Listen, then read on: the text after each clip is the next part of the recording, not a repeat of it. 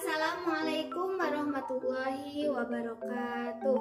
Perkenalkan, nama saya Siti Salwa Nur Rahmah. Saya dari Prodi PGSD angkatan 2019. Di sini saya akan menjelaskan materi tentang alat tes dan evaluasi pembelajaran.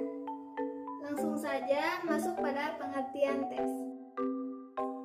Tes adalah alat yang berupa serentetan pertanyaan untuk memperoleh informasi mengenai hasil belajar siswa dalam memahami dan mencapai tujuan pembelajaran dengan cara dan aturan-aturan yang sudah ditentukan.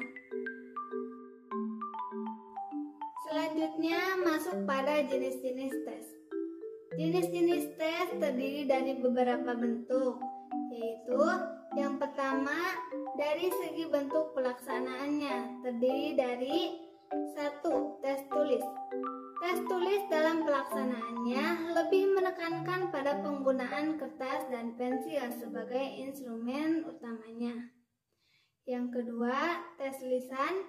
Tes lisan dilakukan dengan pembicaraan atau wawancara tatap muka antara guru dengan murid. Yang ketiga, tes perbuatan. Tes perbuatan mengacu pada proses penampilan seseorang dalam melakukan sesuatu unit kerja.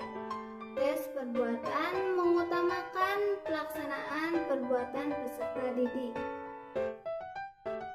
Selanjutnya, dari bentuk soal dan kemungkinannya.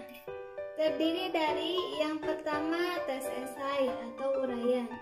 Tes esai adalah tes yang disusun dalam bentuk pertanyaan, terstruktur, dan siswa menyusun, mengorganisasikan sendiri jawaban tiap pertanyaan itu dengan bahasa sendiri. Tes esai ini sangat bermanfaat untuk mengembangkan kemampuan dalam menjelaskan atau mengungkapkan suatu pendapat dalam bahasa sendiri. Yang kedua, tes objektif. Tes objektif adalah tes yang disusun sedemikian rupa dan telah disediakan alternatif jawabannya.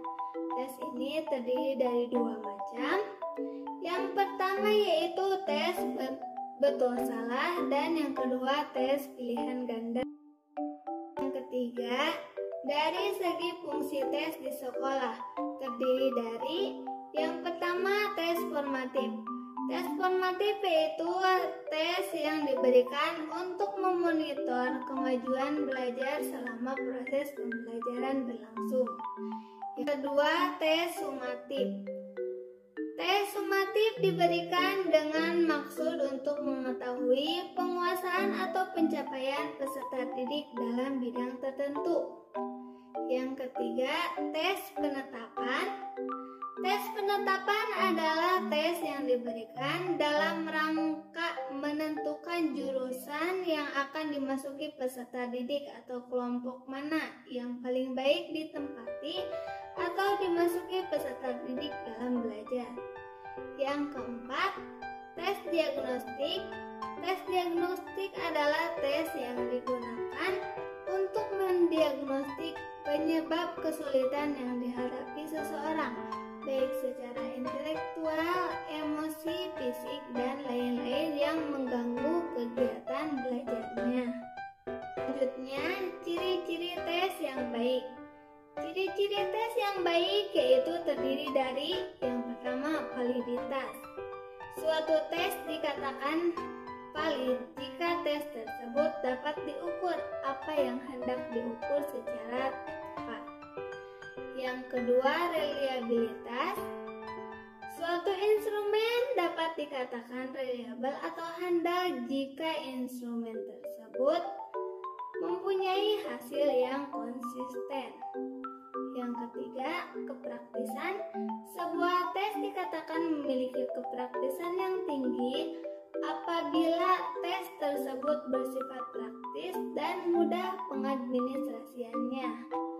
Yang keempat, objektivitas. Alat evaluasi dikatakan objektif jika tidak ada unsur pribadi yang mempengaruhinya. Dan yang terakhir yaitu ekonomis. Alat evaluasi yang ekonomis adalah alat evaluasi yang tidak membutuhkan biaya yang mahal, tenaga yang banyak, dan waktu yang lama. Selanjutnya, alat evaluasi hasil belajar. Alat evaluasi hasil belajar adalah serangkaian alat yang digunakan untuk memproses evaluasi hasil belajar siswa. Alat evaluasi yang digunakan meliputi alat ukur, beserta kunci jawaban dan pedoman penskorannya. Alat evaluasi yang dikembangkan dalam penelitian ini adalah soal tes, uraian beserta kunci jawaban dan pedoman penskorannya. Mungkin hanya itu yang dapat saya sampaikan. Mohon maaf bila ada kesalahan karena saya masih dalam proses pembelajaran. Terima kasih atas perhatiannya.